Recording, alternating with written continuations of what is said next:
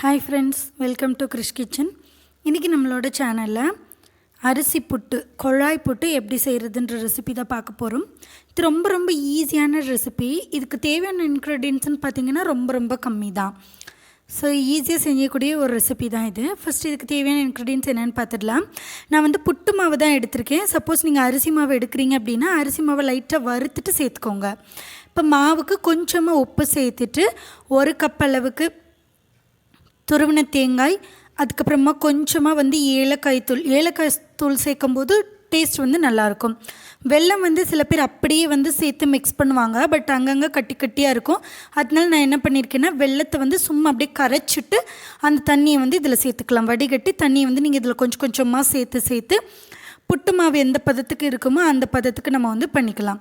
புட்டு மாவு கன்சிஸ்டன்சி எப்படி இருக்குன்னா, நீங்கள் இந்த மாதிரி கொழுக்கட்டை மாதிரி பிடிச்சா பிடிக்க வரும், பட் உதுத்து விட்டு அப்படியே கட்டி இல்லாமல் உடையும். ஸோ அதுதான் கரெக்டான கன்சிஸ்டன்சி. இப்போ இந்த புட்டு பண்ணுறதுக்கு நான் ஒரு குக்கரில் கொஞ்சமாக தண்ணி ஊற்றி அடுப்பில் கொதிக்க விட்டுருக்கேன். இதுதான் பார்த்திங்கன்னா புட்டு குழாயின்றது இந்த மாதிரி தான் இருக்கும். ஒவ்வொருத்தர் வந்து ஒவ்வொரு மாடலில் வச்சுருப்பாங்க. அதுக்கு அடியில் வந்து ஒரு பிளேட் கொடுத்துருப்பாங்க. அந்த பிளேட் போட்டதுக்கப்புறமா நீங்கள் இந்த மாவு வந்து எடுத்து ஃபில் பண்ண ஆரம்பிச்சுடணும். ஸோ கரண்டியில் கொஞ்சமாக எடுத்து மாவு வந்து இந்த புட்டு குழாய் இருக்கு இல்லையா, இதுக்குள்ளே வந்து ஃபில் பண்ண ஆரம்பிச்சிருங்க. எப்போவுமே குழாய் ஃபுல்லாக வந்து புட்டு நீங்கள் ஃபில் பண்ணக்கூடாது. ஒரு முக்கால் அளவுக்கு வர்ற அளவுக்கு மட்டும் நீங்கள் ஃபில் பண்ணாலே போதும். பாருங்கள், இந்தளவுக்கு ஃபில் பண்ணால் போதும். அதுக்கப்புறமா அது மேலே கொடுத்துருப்பாங்க ஒரு மூடி, அதை வச்சு க்ளோஸ் பண்ணிக்கலாம். இப்போ வந்து குக்கரில் தண்ணி நல்லா கொதிச்சிருச்சு. தண்ணி நல்லா குக்கரில் கொதிச்சதுக்கப்புறமா அது மேலே வந்து லிட் போட்டு க்ளோஸ் பண்ணிவிட்டு நீங்கள் வந்து விசில் போடக்கூடாது. புட்டு குழாய் இருக்கு இல்லையா, அதுக்கு கீழே வந்து ஒரு ஹோல்ஸ் மாதிரி உங்களுக்கு கொடுத்துருப்பாங்க. ஸோ விசிலுக்கு பதில் இந்த புட்டு குழாயை தான் நம்ம அது மேலே வைக்க போகிறோம்.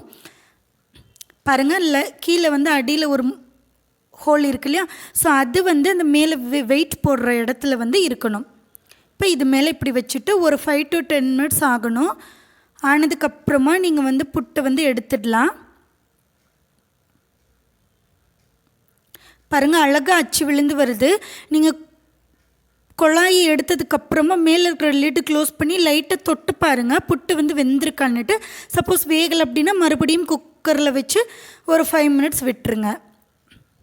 பாருங்கள், அழகாக சாஃப்டாக உடஞ்சி வருது புட்டு. ஈஸியாக குழா புட்டு செஞ்சிடலாம். இப்போ சென்டராக கட் பண்ணி பார்த்திங்கன்னா உள்ளே நம்ம வந்து தேங்காயெல்லாம் சேர்த்துருக்கனால டேஸ்ட் வந்து ரொம்ப நல்லாயிருக்கும். இது வந்து புட்டு மாவுலேயும் நீங்கள் செய்யலாம். நான் சொன்ன மாதிரி பச்சரிசி மாவாக இருந்துச்சுன்னா லைட்டாக நீங்கள் வறுத்துட்டு அதுக்கப்புறமா இந்த புட்டு செய்யுங்க.